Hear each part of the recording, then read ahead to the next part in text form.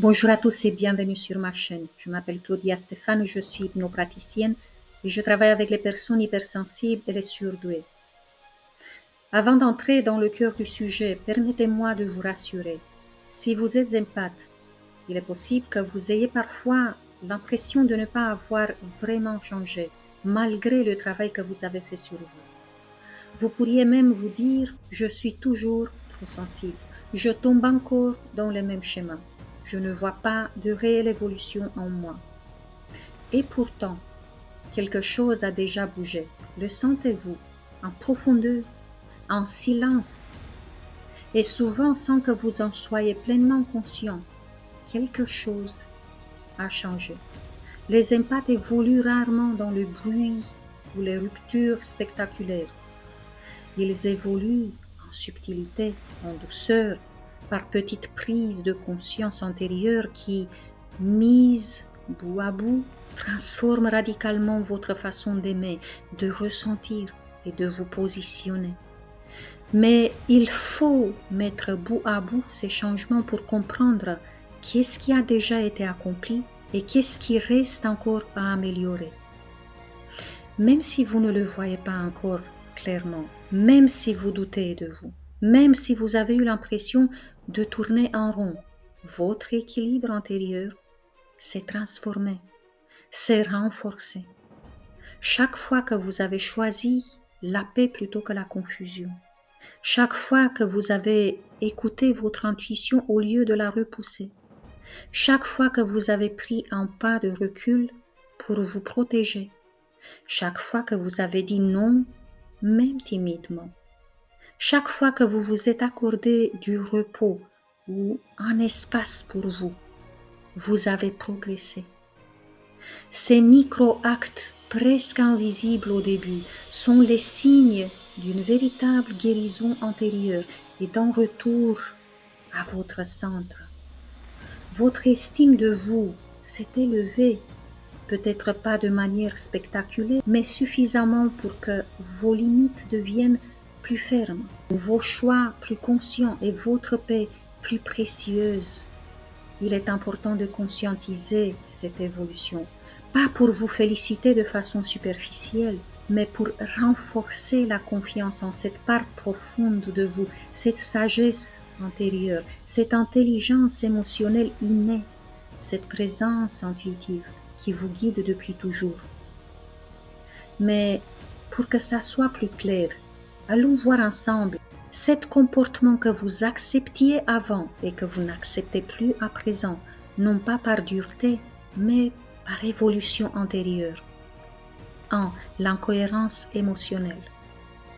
Avant le travail sur vous-même, vous faisiez confiance aux paroles, même quand votre intuition vous disait l'inverse. Vous vous disiez que tout le monde a ses moments et vous minimisiez les signaux subtils qui vous dérangeaient. Vous cherchiez à comprendre, à excuser, à harmoniser l'atmosphère. Après votre évolution, vous ne pouvez plus ignorer l'énergie qui se cache derrière les mots.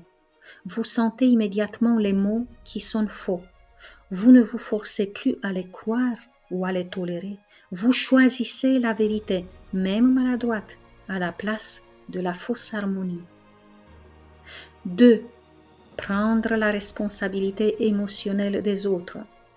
Avant, vous vous sentiez responsable du bien-être de l'autre. S'il y avait un conflit, vous vous demandiez immédiatement « qu'ai-je fait de mal ?» Vous absorbiez les émotions d'autrui comme une éponge, au point de vous épuiser. Maintenant, vous avez compris que chacun est responsable de son monde intérieur. Vous n'êtes plus un pincement émotionnel, ni un régulateur affectif permanent. Vous ressentez quand quelqu'un vous rend responsable de ses blessures non guéries et vous dites non intérieurement ou verbalement. 3. Les relations fondées sur le manque plutôt que sur la conscience. Avant, vous attiriez ou restiez dans des relations où l'on venait chercher chez vous ce que l'autre ne trouvait pas en lui-même, c'est-à-dire validation, apaisement, guérison. Vous confondiez souvent le fait d'être dans la compassion et le fait de sauver l'autre. Maintenant, vous sentez instantanément quand quelqu'un ne vous choisit pas pour qui vous êtes, mais pour combler un vide en soi. Vous savez que l'amour qui naît du manque finit par dévorer l'un des deux. Vous préférez une relation consciente, deux individus complets, plutôt qu'un sauveur et un sauvé. 4. Le flou, les sous-entendus et les manipulations douces. Avant, vous donniez 1000 interprétations possibles à une attitude confuse qui réveillait vos blessures. Vous ressentiez la dissonance, mais vous pensiez que c'était votre faute, votre sensibilité excessive ou une mauvaise interprétation de votre part. Vous cherchiez toujours ce que l'autre voulait vraiment dire. Maintenant, vous ne tolérez plus les communications opaques, vous n'avez plus la patience pour les ambiguïtés qui ont comme but de vous provoquer, de vous tester ou vous contrôler. Vous demandez la clarté, pas avec orgueil, mais avec maturité. 5. La dévalorisation subtile. Avant, un ton un peu condescendant, une blague sur votre sensibilité, un regard qui minimise, et vous cherchiez encore à comprendre l'autre, à excuser, à rationaliser. Vous pensiez que votre sensibilité était trop. Maintenant, vous reconnaissez la dissonance immédiatement. Vous sentez le manque de respect avant même qu'il s'exprime clairement. Vous savez que lorsqu'on vous reproche d'être trop sensible, cela signifie souvent que l'autre n'est pas dans la capacité de vous comprendre et d'accueillir votre nature profonde. Et vous refusez désormais ce type de dynamique. 6. Le déséquilibre énergétique. Avant, vous donniez toujours. Vous écoutiez, vous accompagniez, vous apaisiez, vous compreniez. Et vous n'osiez pas demander de la réciprocité par peur d'être perçu comme exigeant. Maintenant, vous avez compris que donner sans recevoir vous vide. Vous sentez immédiatement quand une relation devient unilatérale, quand l'autre se place au centre. Vous choisissez des connexions où l'énergie circule, où la présence de l'autre vous nourrit aussi. 7. La présence vide ou l'amour sans engagement émotionnel. Avant, vous ressentiez le vide, la non-réciprocité, mais vous restiez essayant d'y mettre du sens, d'y ajouter de la chaleur. Vous acceptiez qu'on soit là physiquement, mais absent émotionnellement, en espérant que l'autre s'ouvrira un jour.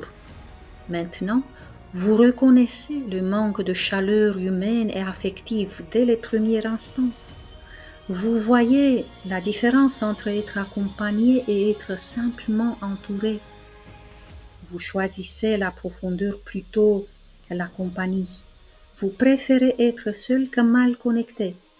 Eh bien, votre évolution n'a pas durci votre cœur, elle l'a épuré. Vous n'êtes pas devenu plus exigeant, vous êtes devenu plus aligné. Vous n'avez pas cessé d'aimer les autres, vous avez commencé à vous inclure, vous aussi, dans l'équation de l'amour et ça fait du bien, n'est-ce pas? Votre empathie est désormais une lumière intérieure, pas un poids. Et grâce à elle, vous reconnaissez aujourd'hui les relations qui nourrissent votre âme et celles qui l'étouffent. Soyez-en conscient de cela et fiers de votre avancement. Merci de liker et de partager cette vidéo pour aider à votre tour d'autres empathes. À la prochaine.